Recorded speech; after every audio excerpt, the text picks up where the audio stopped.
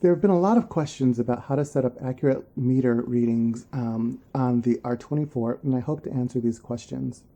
If you'll notice here on the mixer portion, we have this line here that's set at -0. -0 is essentially line level.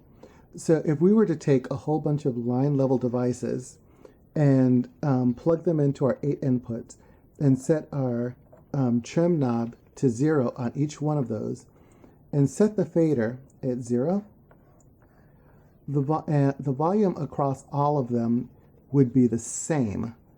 And then if we were to set the master fader at 0, what we would hear is pretty much the industry standard spec.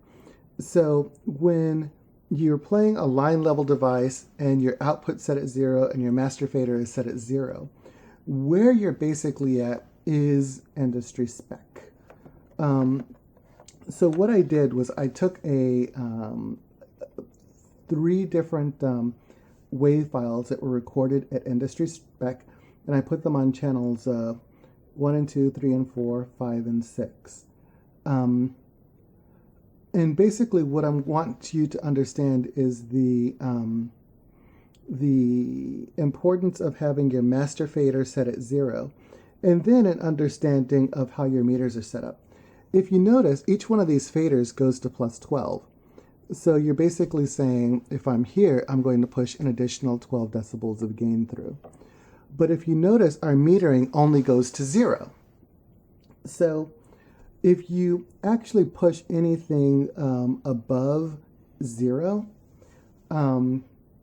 when everything's set at line level, what you'll basically hear is distortion or clipping. We can have a conversation later on about headroom and floor and noise, but the important thing to signal to noise ratio even, but the important thing that I want to get across here is that on this particular recorder, your goal is to have this set at 0 and to have your recordings near 0 or flicker into 0 occasionally without going over, because that's where you get distortion. So let's listen to the 3 file samples that I have here.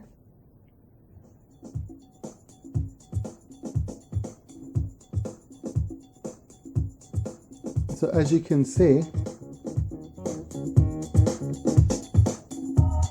it's set at 0.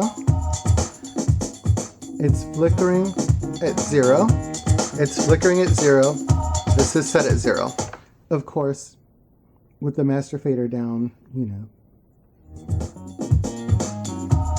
So I can basically crank it here.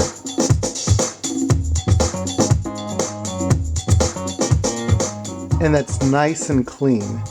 It's very, very nice and clean. Now, if I were to push this higher, you would see that I push it at +12 and added distortion. Same thing here. A lot of times what people will do is they'll record too low here, and then of course, because I'm at -12, I can push this to +12. There's a relationship. Okay, what you just saw there was I lowered this to -12 and then push this to +12.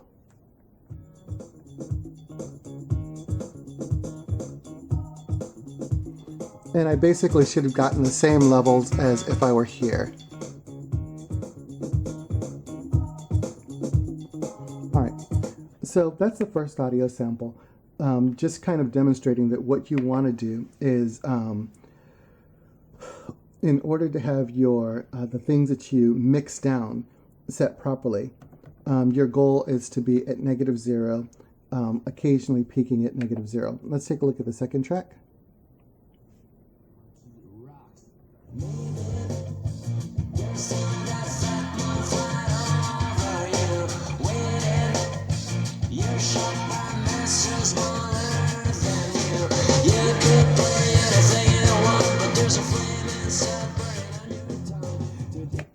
Again, no distortion, no artifacts, and let's do the last one.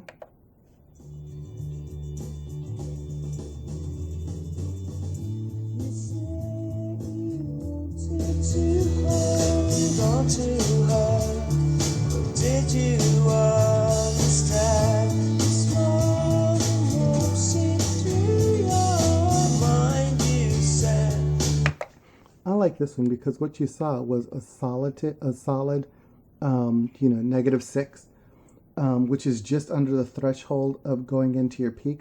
But what that does is it means later on in the song, as the volume increases naturally, they have room for dynamics. Now let me say that again without the music playing.